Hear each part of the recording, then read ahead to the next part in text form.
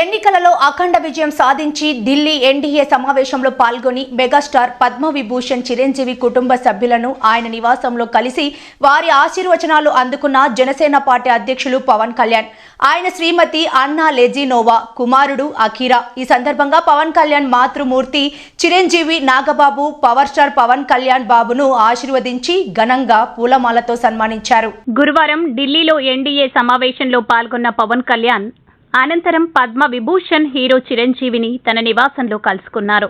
ఈ సందర్భంగా mega family సభ్యులు పవన్ కళ్యాణ్ని ఘనంగా ఆహ్వానించి పూలమాలలతో సత్కరించారు. అనంతరం పవన్ కళ్యాణ్ తన తల్లికి మరియు చిరంజీవికి పాదాభివందనం చేశాడు.